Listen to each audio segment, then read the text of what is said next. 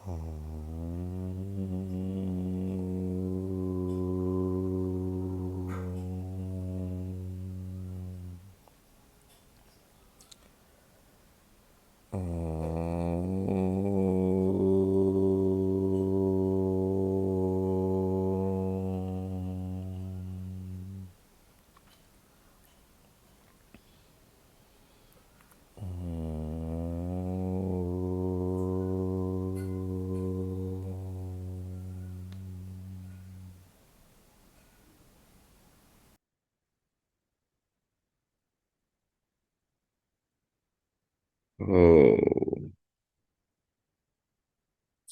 वैदिकी अमृत ध्यान साधना प्रभात सत्संग में आप सभी साधक साधिकाओं का, उपासक उपासिकाओं का हार्दिक स्वागत है।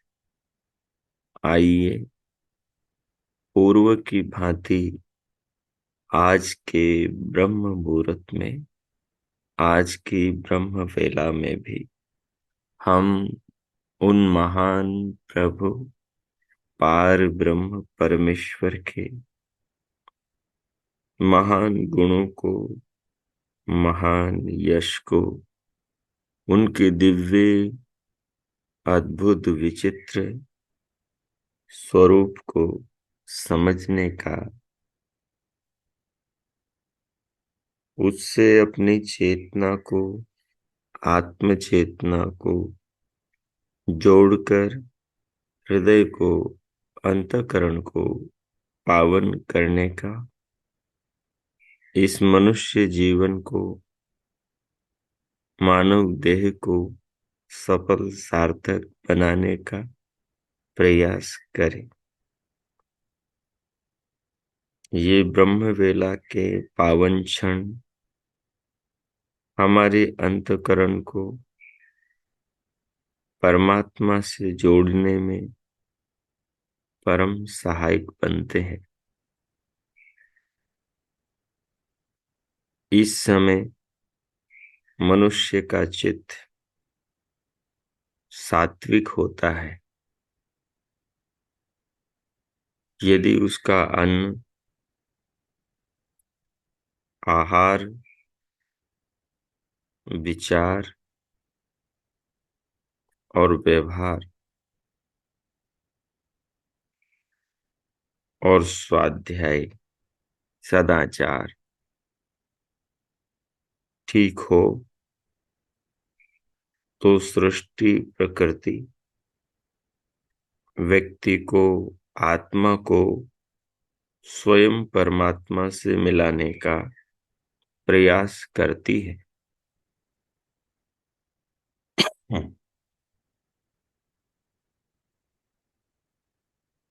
भगवान की सारी ये कायनात,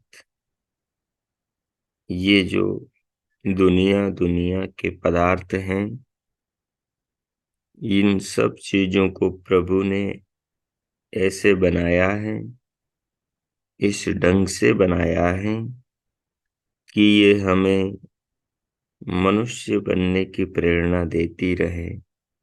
ये हमें गुणवान, चरित्रवान, सदाचारी बनने की प्रेरणा देती रहे।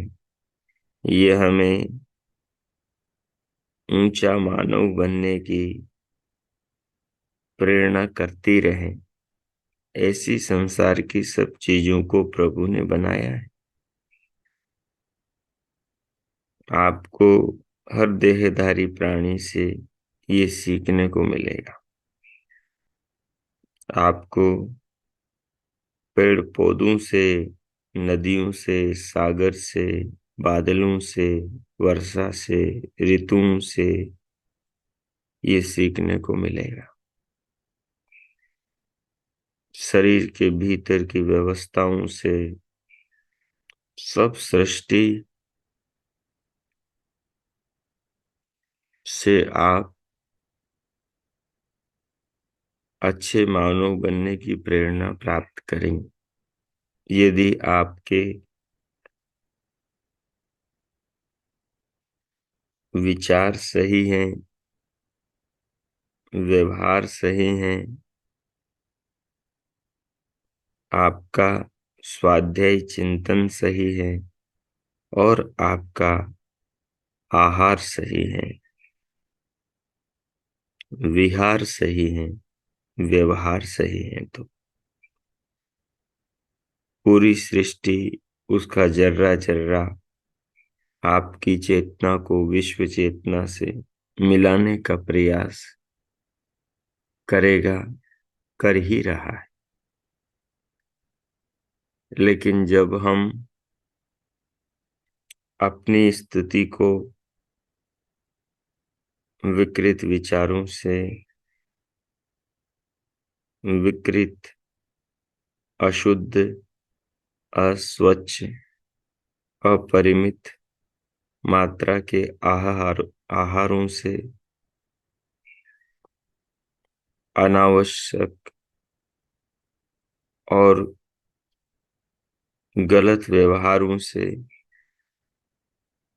जब हम अपने अंतःकरण को, अपने मन चित्त को प्रभावित करते हैं, तो फिर वो प्रकृति की प्रेरणाओं की, सृष्टि की, वस्तुओं की सुनते नहीं हैं। उधर हमारा आंतरिक दृष्टि कोण जाता ही नहीं है। हम संसार, प्रलोभनों में और संसार की चीजों में ही दब के रह जाते हैं, इन्हीं में ही सिमट के रह जाते हैं। हमारी दृष्टि खाने पीने की चीजों से, पहनने ओढ़ने की चीजों तक, धन वैभव से लेकर अपने व्यापार व्यवसाय तक, अपनी संतानों से लेकर उनके भविष्य तक ही जाती है। अर्थात हम पेट से लेकर वस्त्र, आभूषण, सामान्य जीवन तक ही विचार पाते हैं। उसके पार, उसके आगे हम सोच नहीं पाते। उसका प्रमुख कारण हम जैसा व्यवहार विहार करते हैं, जिनसे मिलते जुलते हैं, उनसे जैसे विचार करते हैं, वो विचार, विचार का कारण विहार, विहार और विचार का भी कारण है हमारा उद्देश्य। व्यक्ति का उद्देश्य उसके स्वाध्याय से, शुद्ध ज्ञान से, जीवन के उद्देश्य से बनता है। और वो शुद्ध ज्ञान हमें मिलता है वेदों से, ईश्वरीय ज्ञान से, ईश्वरीय पुत्र ऋषि मुनियों से। तब जाकर हमारा चित्त हमारे कंट्रोल में आता है। हमारे विचार हमारे नियंत्रण में आते हैं। जब हमारे विचार नियंत्रण में आते हैं, तो हमारा अंतर जगत पूरा हमारे हाथ में आ जाता है। और अंतर जगत अपने हाथ में आने से अंतर जगत से जुड़ी ज्ञानेंद्रियां, कर्मेंद्रियां भी अपने अधीनस्थ हो जाती है। आत्मा का, बुद्धि और मन का शरीर के समस्त अंग प्रत्यंगों पर अधिकार हो जाता है। फिर प्रकृति की एक एक संकेत करने वाली इकाई बहुत अच्छे से समझ में आती है कि वो बिन बोले हमसे क्या क्या कह रही है। इसलिए हमें उत्तम स्वाध्याय, उत्तम लोगों से मेलजोल, व्यवहार, उत्तम पदार्थों का, सात्विक अन्नों का भक्षण, ग्रहण और उत्तम वस्त्र आभूषण का, जो शांति, सात्विकता और प्रसन्नता दे, जो तामसिकता, राजसिकता, वासनाएं पैदा न करे, ऐसे व्यवहार करने चाहिए। इस प्रकार की जीवन शैली बनानी चाहिए। जब तक हमारे चित्त अपने अधीन नहीं होगा, तब तक हम उत्तम मानव बन नहीं पाएंगे।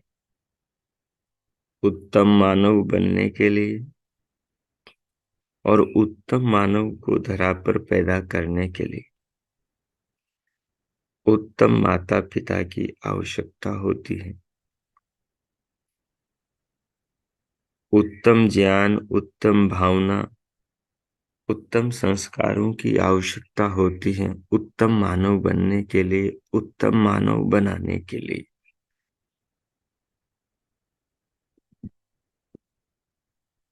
चित्त पर अधिकार करने से व्यक्ति बड़ी बड़ी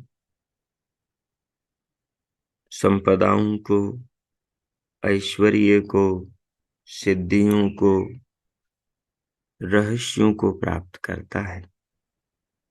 हमारे सब पूर्वज चित्त वृत्तियों पर अधिकार करने से, निरोध करने से ही इतनी ऊंची अवस्थाओं को प्राप्त हुए हैं। अगर हम चित्त वृत्ति निरोध के विज्ञान को सीख जाएं और बचपन में ही यदि हमें ऐसे माँ बाप मिले जो चित्त वृत्ति निरोध हमें सिखाए, तो हम जीवन में बड़ी ऊंची उड़ानें उड़ सकते। हम यौवन आते आते तो बड़े यंत्रों का आविष्कार कर सकते।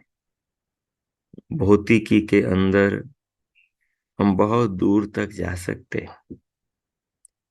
ज्योतिष में हम बहुत ऊंची खोज कर सकते हैं।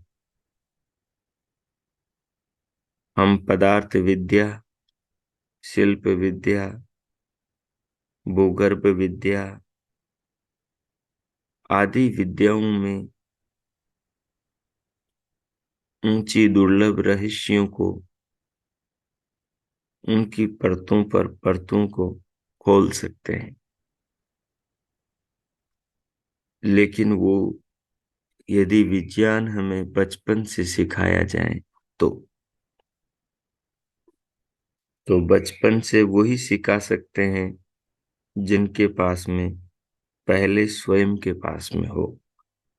अब मानव ये बीज अपने भीतर जब जागे तभी डालना शुरू कर दे, तो वो उन्हीं क्षणों से एक अच्छा पुरुष और एक अच्छी स्त्री, एक अच्छा अंतकरण बनाना शुरू कर देते हैं।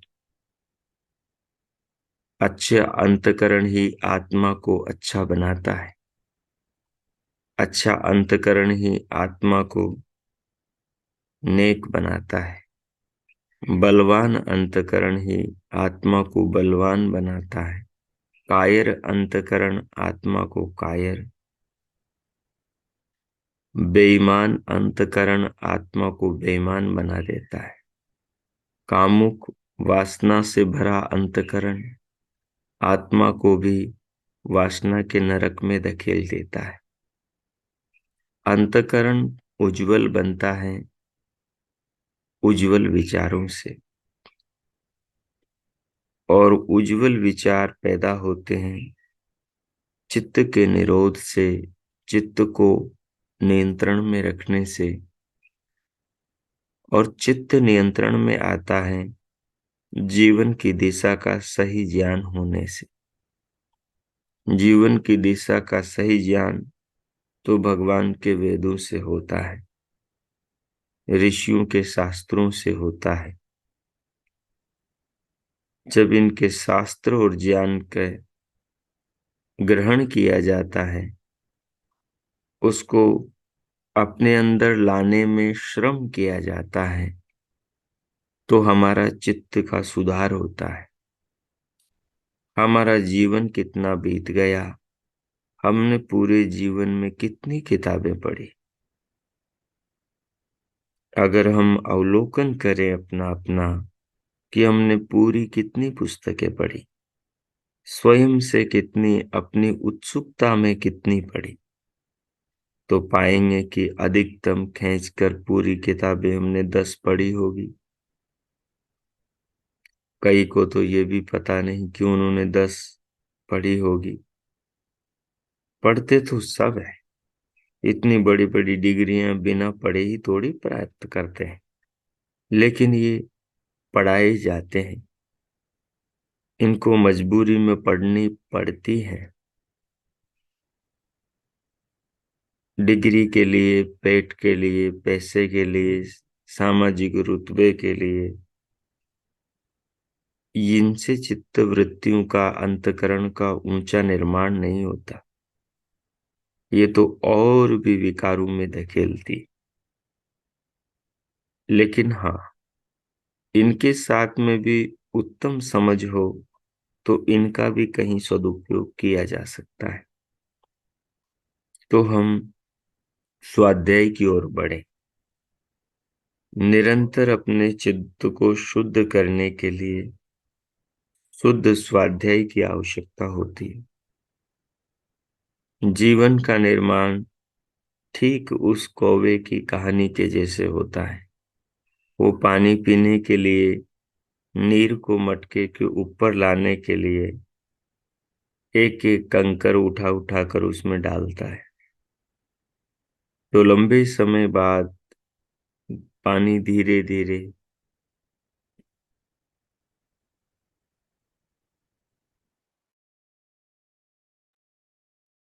मटके के ऊपर के छोर पर आता है, गले पर आता है, और फिर उसकी प्यास बुझती। हमारा अंतकरण भी एक एक विचार से शुद्ध होता है, और वो एक एक विचार हमें अच्छी पुस्तकों से, अच्छे विद्वानों से, वेदों से, उनके मंत्रों से मिलता है। अगर हम आज अंतकरण का सुधार करते हैं और रात दिन उसको उत्तम, महान, ऊंचा बनाने में लग जाते हैं, तो अवश्य मृत्यु से पूर्व, शरीर के बिछोह से, वियोग से पूर्व, तो शरीर के माध्यम से अपने सूक्ष्म शरीर में, अंतःकरण में हम बहुत सारे दिव्य ज्ञान के विचारों का संग्रह कर लेंगे, अपने चित्त को बहुत दिव्य बना लेंगे, और ये दिव्य चित्त हमारी आत्मा को ड्राइवर की तरह ठीक उत्तम योनि में, उत्तम माँ बाप के घर पहुंचा देगा। और वहां से फिर हमारा ये उत्तम चित्त विकास, उन्नति को उन माता पिता के सानिध्य से विकसित होगा, और फिर आगे माता पिता के सहयोग से जो हमारे चित्त के अंदर महान भावनाएं जागेगी, फिर महान भावों से प्रभावित होकर हम भी पुनः स्वाध्याय, चिंतन, मनन द्वारा, चित्त वृत्तियों के निरोध द्वारा और ऊंचे विकास करेंगे, और फिर उत्तम संतानों को जन्म देकर इस धरा को सुखमय बनाएंगे। मनुर्भव जनया दैव्यम। तो जो मनुष्य बनता है वही उत्तम मानवों को जन्म देता है। तो इस प्रकार सबके मूल में व्यक्ति की उन्नति का प्रमुख आधार जो है वो उसकी चित्त वृत्तियों का उत्तम निर्माण है, और चित्त वृत्तियों पर अधिकार, नियंत्रण है। व्यक्ति स्वयं पर नियंत्रण करने वाला बनेगा तो साधना की गहरी गहराइयों में उतरेगा और शीघ्रता से आत्मा को परमात्मा से जोड़ सकेगा और प्रकृति के सब इशारों को समझ सकेगा, और फिर प्रकृति ही आत्मा को परमात्मा से मिलाने में पूरी सहायता करेगी और वो सफल भी हो सकेंगे। अगर मानव विपरीत विचारों से ग्रसित होगा तो ये माता अदिति कभी भी अपने पुत्रों को उनके पिता से नहीं मिला सकेगी। इसलिए हम अपने आप को पावन करें, अपने आप को उत्साह और पुरजोर मेहनत करने के लिए, चित्त के ऊंचे निर्माण के लिए दिन रात प्रयत्नशील बने। सो आइए इन भावनाओं को अपने भीतर धारण कीजिए, और जो प्रायः हम अभ्यास करते हैं त्रेतवाद की सिद्धि का, आत्मा की अनुभूति का, कि आत्मा कैसे प्रकृति को और परमात्मा को इंद्रियों से और ज्ञान चक्षु बुद्धि से जानने, समझने, अनुभव करने का प्रयास करता हुआ अपने आप को इन दोनों तत्वों से अलग अनुभविता के रूप में अनुभव करने में समर्थ होने लगा है। ये विज्ञान धीरे धीरे, ये अभ्यास के संस्कार पढ़ने से हमारे लिए सरल होता चला जाएगा। इसकी सरलता से धीरे धीरे हमें अपने आत्मा का स्वरूप ज्ञात होने लगेगा। परमात्मा के स्वरूप का विज्ञान धीरे धीरे अपने चित्त मंडल में समाता चला जाएगा, और ये जो अदिति माता प्रकृति है, इसकी प्रेरणाएं और इसके प्रयास सार्थक होने लगेंगे, और ऐसा करके हम साधना के जगत में गहरे गुह्य रहस्यों में प्रवेश कर सकेंगे। उधर हम गहराई में जाते जाएंगे और इधर भौतिकता से, सांसारिकता से धीरे धीरे हम दूर हटते चले जाएंगे। सो आइए, जो भी आलती पालती आपने लगा रखी उसे व्यवस्थित कर ले। कमर, पीठ, गर्दन को सीधा सहज रखें। हथेलियों को गोद में रखें। नेत्रों को बंद ही रखें। पलकों को सहज रखें। सिर से पांव तक, पांव से सिर तक पूरी देह का अवलोकन करें। पूरे शरीर का अनुभव करें। अपने ध्यान की स्थिति को सिद्धों की तरह, मुनियों की तरह, विद्वानों की तरह, ऋषि ऋषिकाओं की तरह अनुभव करें। मुखमंडल पर माधुर्यता, हृदय में अपार धैर्य और शांति, चित्त में स्थिरता, मन में गंभीरता, और धीरे धीरे बाहर से भीतर प्राणवायु को लेते हुए परमात्मा के भाव को उससे जोड़ते हुए प्राणवायु को अनुभव करने वाली अनुभविता चेतना को प्राणवायु से, उसके निर्माता परमात्मा से अलग अनुभविता चेतना के रूप में जानते हुए अनुभव करें। प्रयोग और अनुभव, और मध्य जहां जरूरत हो वहां चिंतन। जब प्रयोग कर रहे हो, चिंतन पहले आता है, प्रयोग बाद में आता है, और अनुभव उसके बाद में आता है। ये क्रम है। जिसे हम चिंतन कहते हैं वो ज्ञान कहलाता है, और जिसे हम अनुभव कहते हैं वो कर्म कहलाता है, और जिसे हम उसके बाद में जो अनुभूति होती है, जो सार होता है, वो विज्ञान कहलाता है, वो उपासना कहलाती है, वो तत्व ज्ञान कहलाता है। तो पहले पहले तो जो क्रिया करें उसका ज्ञान अपने भीतर होना चाहिए। ज्ञान के बाद क्रिया का अनुभव हमें करना चाहिए। अनुभव के क्षण में विचार को रोक देना चाहिए, और जब अनुभव कर रहे हो तो उस अनुभव को अनुभव करना चाहिए। ऐसा करके उसको अनुभव करके फिर विचार करना चाहिए कि इस अनुभूति का क्या तात्पर्य हुआ, क्या मेरे को समझ में आया। जैसे श्वास ली, तब श्वास का निर्माता विधाता है, वही जीवन जगत और शरीर का निर्माता धारण करता है। तो तत्क्षणों में प्रभु के प्रति आस्था, हृदय में अनुभूति हुई, अनुभव हुई, आस्था का भाव बन गया। उसके बाद श्वास को लेते हुए कौन श्वास का अनुभव कर रहा है, तो चेतन ही अनुभव कर सकता है। तो वो चेतन कौन है? मैं आत्मा हूं।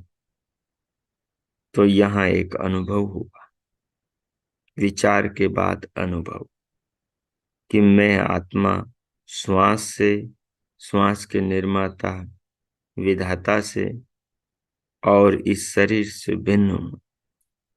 मैं आत्मा, मैं हूं, मैं इनसे अलग हूं।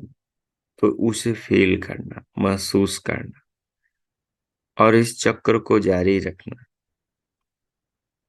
श्वास के जरिए अनुभव किया परमात्मा को, ज्ञान दृष्टि से, चक्षु से, और आत्मा को अनुभव के चक्षु से,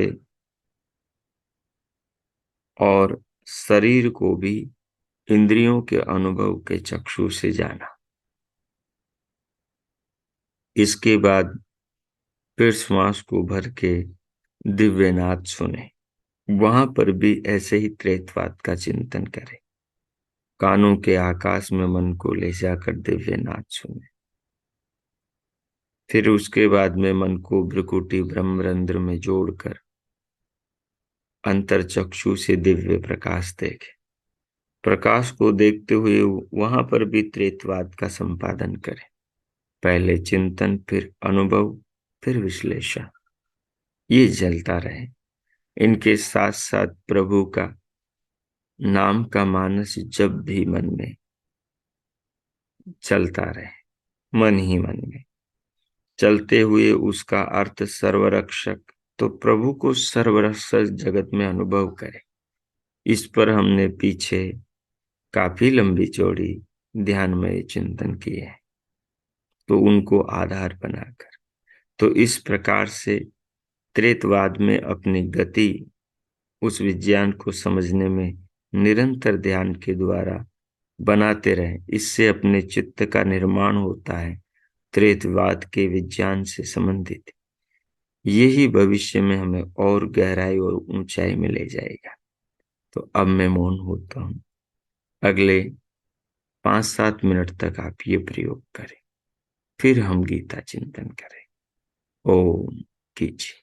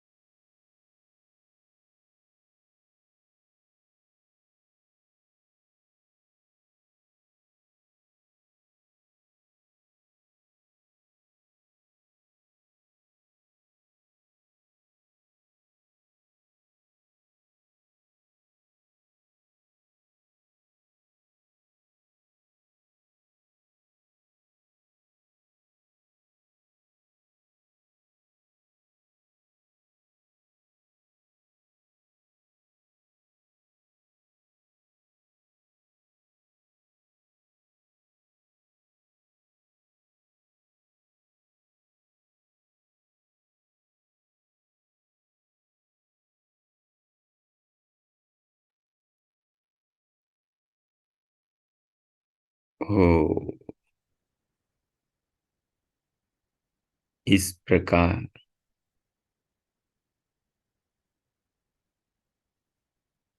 त्रैतवाद के तीनों तत्वों का ज्ञान, कर्म और अनुभव से विश्लेषण करते हुए, समझते और अनुभव विचार करते हुए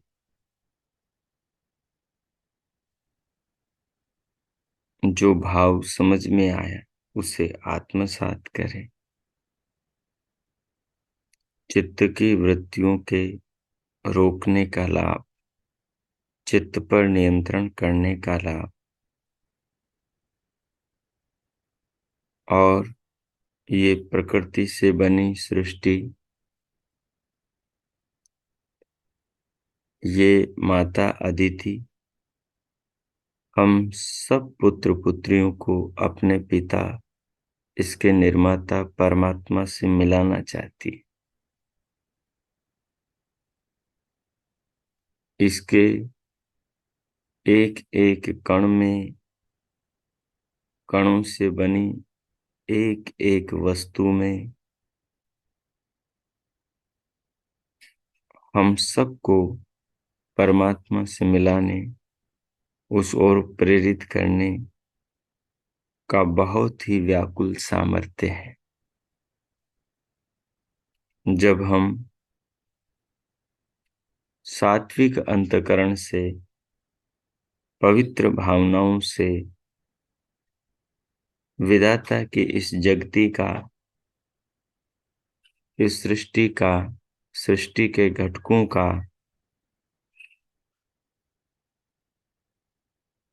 पावन वैज्ञानिक आध्यात्मिक दृष्टि से अवलोकन करेंगे तो हर ओर से हमें अपनी ओर बुलाने के इशारे, संकेत, चिन्ह मिलेंगे।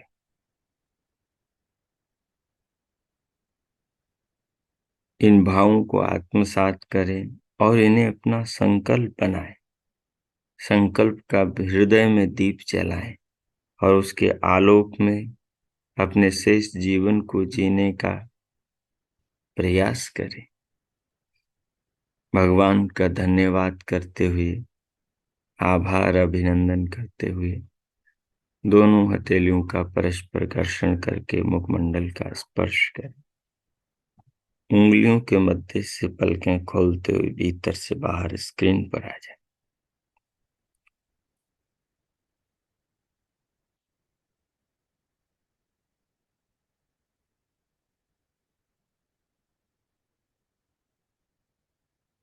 हो।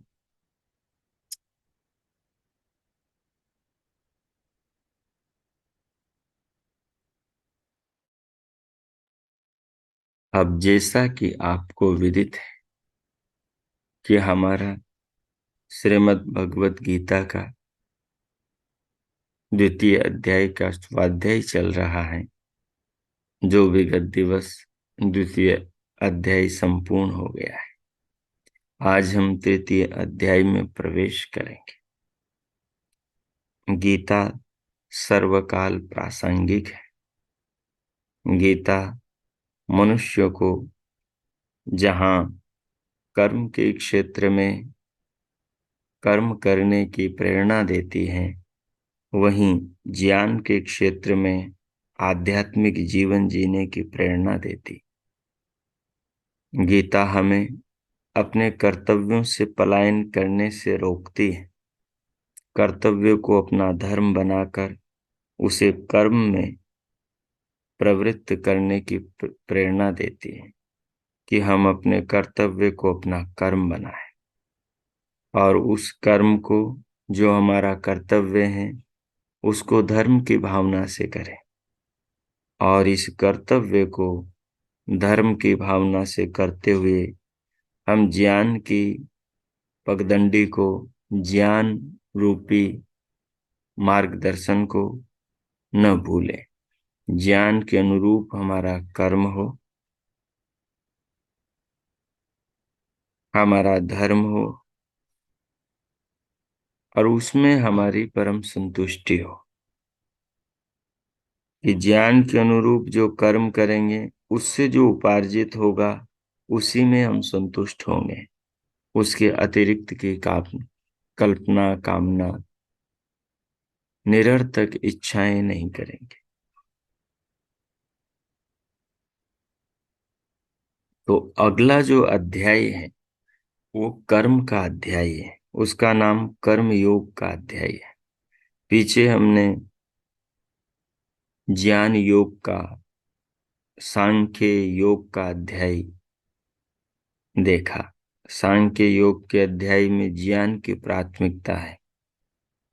अब आगे कर्म अध्याय है, कर्म योग का अध्याय है, तो उसमें कर्म की प्रधानता है। ज्ञान बिना कर्म के व्यर्थ है, उसकी बहुत कोई सार्थकता नहीं है।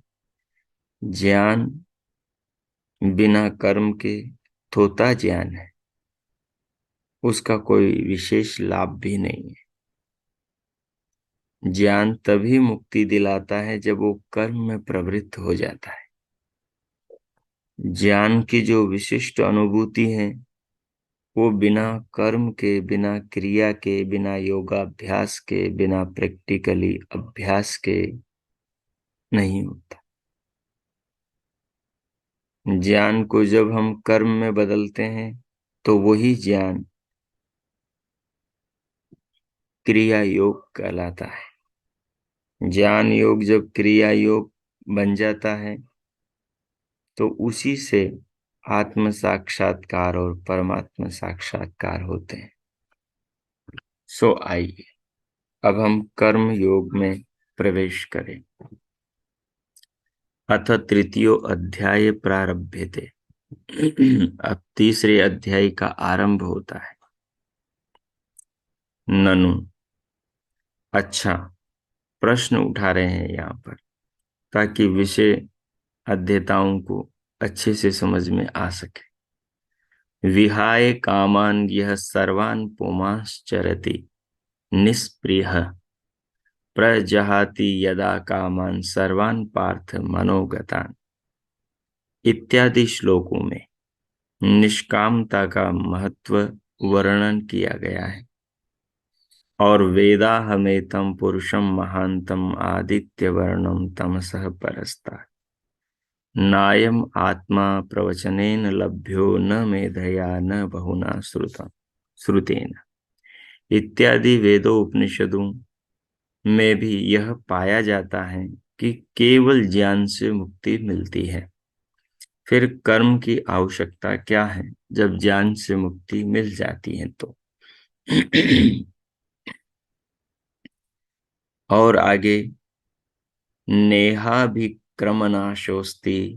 प्रत्यवायो न विद्यते इत्यादि श्लोकों में जो कर्म योग का कथन किया है उसका क्या फल, अर्थात केवल ज्ञान से ही धर्म अर्थ काम मोक्ष की प्राप्ति हो सकती है, फिर कर्मों के करने से क्या प्रयोजन।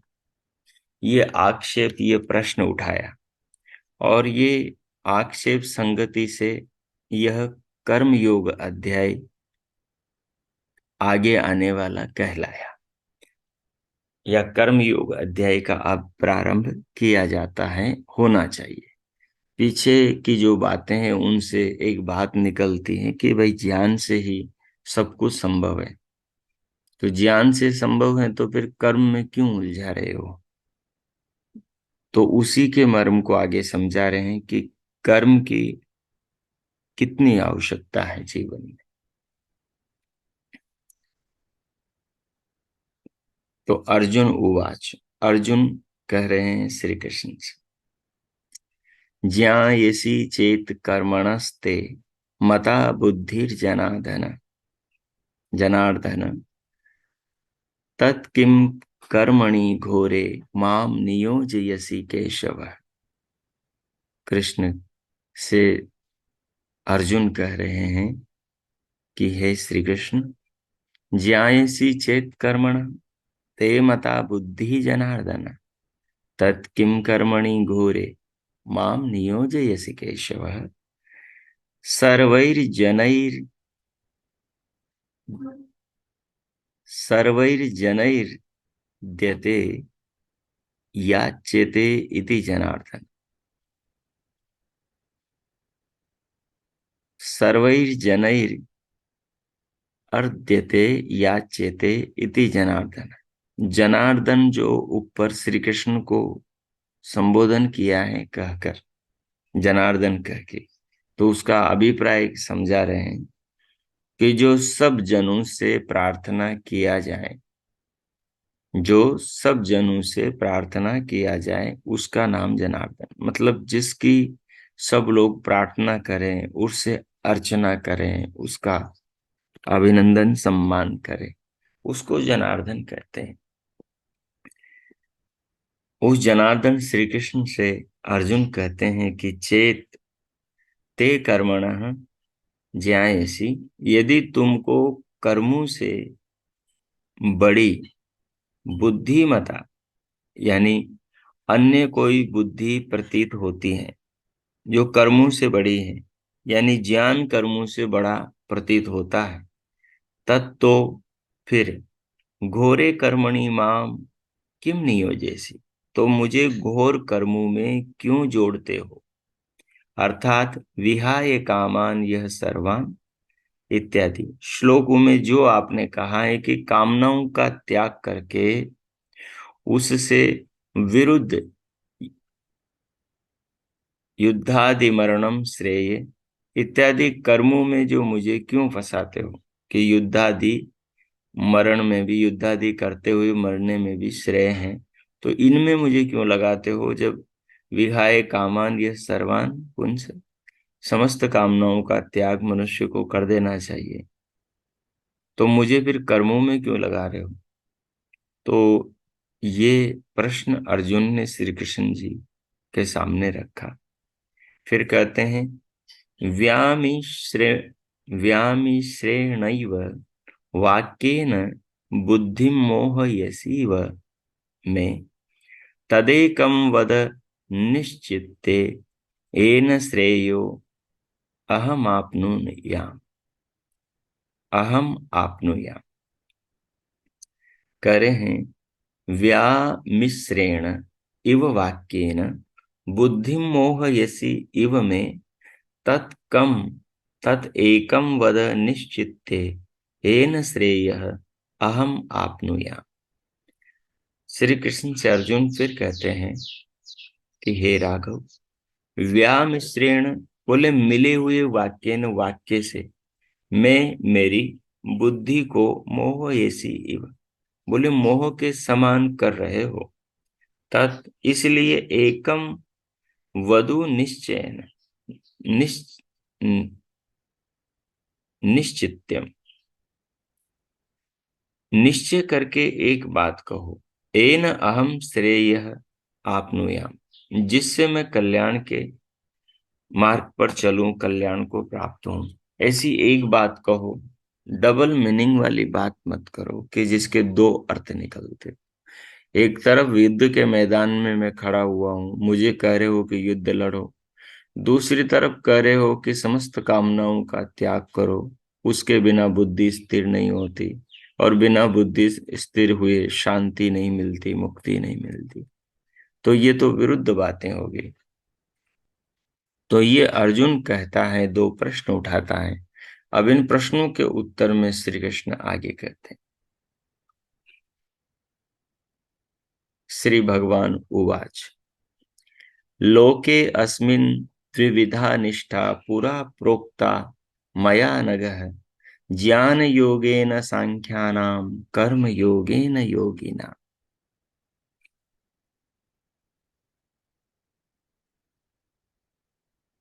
तो अब देखिए आगे,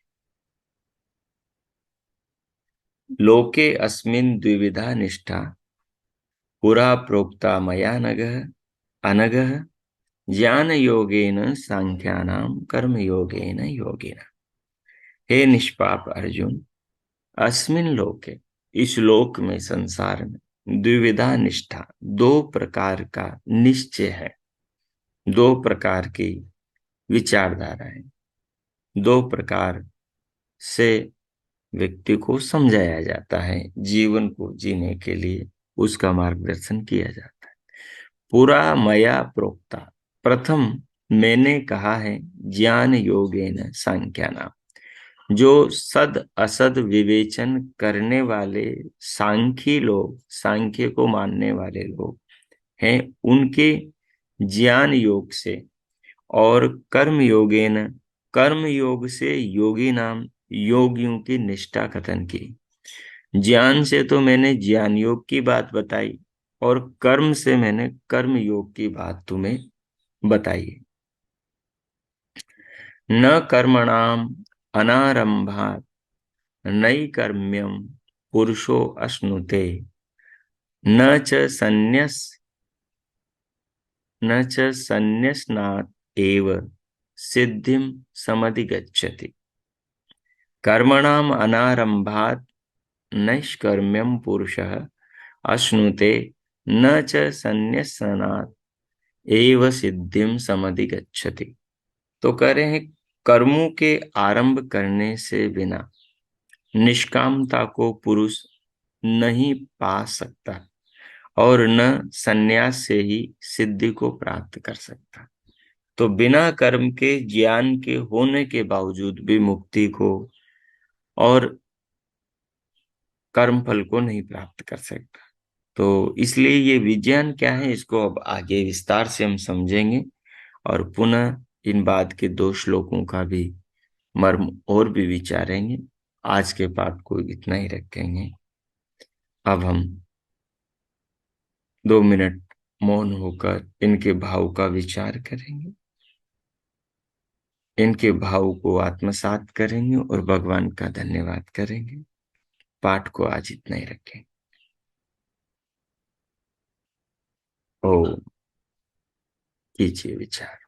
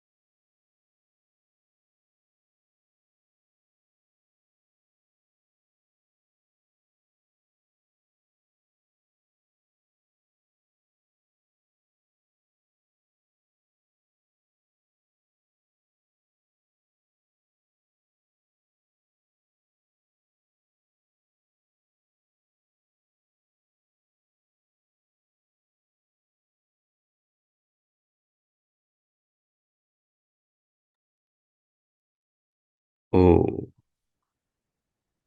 इस प्रकार श्लोकों के भाव को आत्मसात करते हुए और विधाता प्रभु के उपकारों का, इस महान मनुष्य जीवन का, नाना कृपाओं का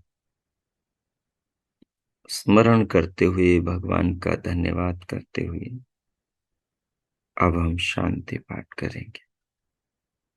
ओम। ओम।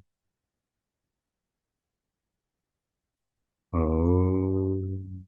शांति, शांति, शांति ही ओम। ओम। आज का आप सबका दिन शुभ हो, मंगलमय हो। प्रभु से सबके लिए बहुत बहुत मंगल कामना, शुभकामनाएं। इति ओम।